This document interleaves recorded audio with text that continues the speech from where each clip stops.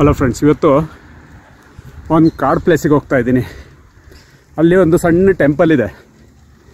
ಆ ಟೆಂಪಲ್ಲು ಒಂಥರ different energy positive ಇದೆ. ಅದನ್ನು ತೋರ್ಸೋಕೆ ಹೋಗ್ತಾ ಇದ್ದೀನಿ. ಸೈಕ್ಲಿಂಗ್ ಮಾಡ್ತಾಯಿದ್ದೀನಿ. ಸೊ ಅರೌಂಡ್ 10K ಆಯಿತು. ಸೊ ಬನ್ನಿ, ಇಲ್ಲೊಂದು ಸಣ್ಣ ಟೆಂಪಲ್ ಇದೆ ನೋಡಿ. ನಾವು ಊರು ಹೊರಗೆ ಅಥವಾ ಎಲ್ಲಾದರೂ ಒಂದು ಸಣ್ಣ ಸಣ್ಣ ಕ್ಷೇತ್ರಗಳನ್ನು ನಾವು ನೋಡಿರ್ತೀವಿ. ಟೆಂಪಲ್ಸು ಕೆಲವೊಂದು ಕಲ್ಲಿಗೆ ಪೂಜೆ ಮಾಡ್ತಿರ್ತಾರೆ, ಇಲ್ಲಾಂದರೆ ಹುತ್ತಕ್ಕೆ ಪೂಜೆ ಮಾಡ್ತಿರ್ತಾರೆ, ಅಥವಾ ಮರಕ್ಕೆ ಪೂಜೆ ಮಾಡ್ತಿರ್ತಾರೆ. ಈ ಥರ ಇರೋ ಟೆಂಪಲ್ಗಳಿಗೆ ನಾವು ಶಕ್ತಿ ಇಲ್ಲ ಅಂತ ಅನ್ಕೋಬಾರ್ದು. ಯಾಕೆಂದರೆ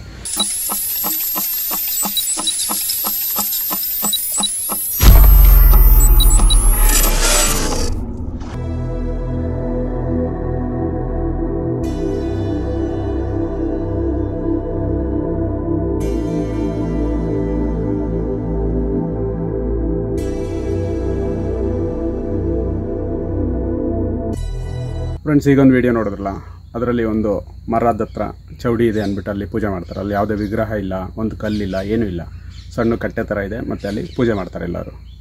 ಸೊ ಈ ಥರನೇ ಒಂದು ಮರ, ಆ ಮರದ ಹತ್ರ ಒಂದು ವಿಗ್ರಹ ಎಲ್ಲ ಇಟ್ಟು ಒಂದು ದೇವಸ್ಥಾನ ಆಗಿದ್ದು. ಅಲ್ಲಿ ಹಿಂದೂಗಳಲ್ಲದೆ ಬೇರೆ, ಅಂದರೆ ಮುಸ್ಲಿಮ್ಸು, ಬೇರೆ ಧರ್ಮದವರು ಎಲ್ಲ ಬಂದುಬಿಟ್ಟು ಅಲ್ಲಿ ಪೂಜೆ ಮಾಡ್ತಾರೆ. ಆ ರೀತಿ ಒಬ್ಬರು ಆ ದೇವಸ್ಥಾನದ ಮಹಿಮೆನ ಒಬ್ಬರು ಮುಸ್ಲಿಮ್ ವ್ಯಕ್ತಿ ಹೇಳ್ತಾರೆ.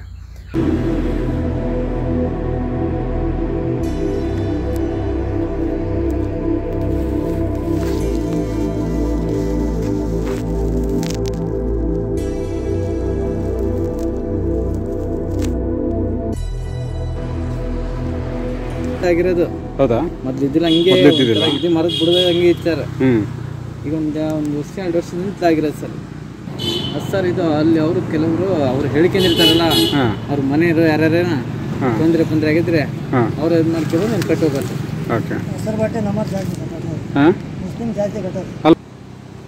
ನಿಮ್ಮ ಹೆಸರೇನು ಹೇಳಿ?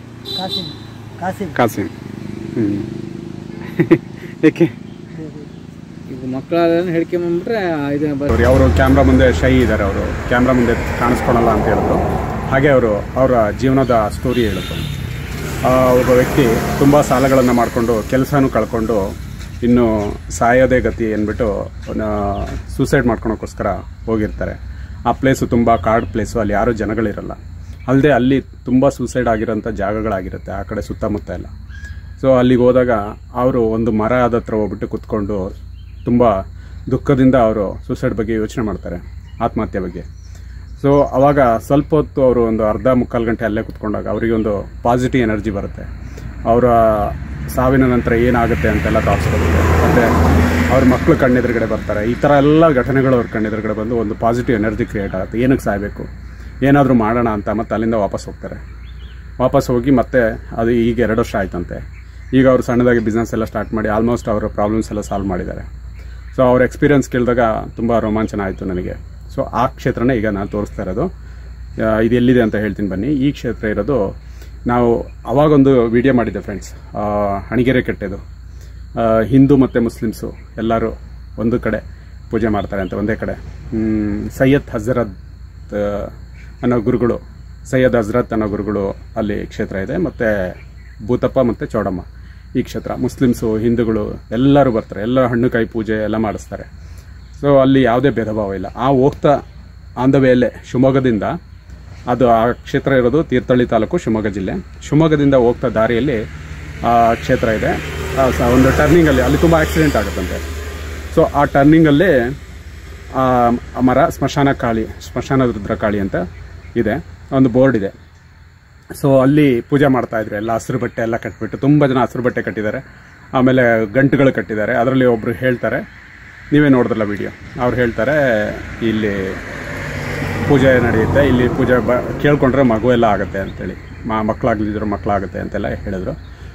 ಸೊ ತುಂಬ ಖುಷಿ ಆಯಿತು. ಅದೇ ಜಾಗನೇ ಇನ್ನೊಬ್ಬರು ವ್ಯಕ್ತಿ, ನಾನು ಬೆಳಗ್ಗೆ ಆವಾಗಲೇ ಹೇಳಿದ್ನಲ್ಲ ಒಂದು ಎಕ್ಸ್ಪೀರಿಯೆನ್ಸು, ಅದೇ ಜಾಗದಲ್ಲಿ ಆಗಿದೆ ಅಂತ. ಈಗ 2 ವರ್ಷದಿಂದ ಅಲ್ಲೊಂದು ವಿಗ್ರಹ ಇಟ್ಟಿದ್ದಾರೆ. ಮತ್ತು ಪೂಜೆ ಎಲ್ಲ ತುಂಬ ಚೆನ್ನಾಗಾಗುತ್ತೆ. ಅಲ್ಲಿ ಯಾವುದೇ ಪೂಜಾರಿಲ್ಲ, ಎಲ್ಲ ಬಂದು ಅವರಾಗೆ ಪೂಜೆ ಮಾಡ್ಕೊಂಡು ಹೋಗ್ತಾರೆ. ಸೊ ಫ್ರೆಂಡ್ಸ್, ನೀವು ಹಣಿಗೆರೆ ಕಟ್ಟೆಗೆ ಹೋಗೋ ಟೈಮಲ್ಲಿ ಆ ದೇವ್ರ ದರ್ಶನ ಆಗುತ್ತೆ, ರೈಟ್ ಸೈಡಲ್ಲಿರುತ್ತೆ.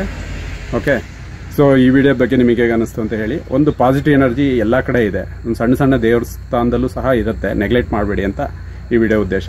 ಸೊ ವಿಡಿಯೋ ಇಷ್ಟ ಆದರೆ ಲೈಕ್ ಮಾಡಿ, ಆಮೇಲೆ ನಿಮ್ಮೂರಲ್ಲೂ ಈ ಥರ ದೇವಸ್ಥಾನಗಳಿದ್ದರೆ ಒಂದು ಕಮೆಂಟ್ ಮಾಡಿ ಅದ್ರ ಬಗ್ಗೆ ನಮಗೆ ತಿಳಿಸಿ.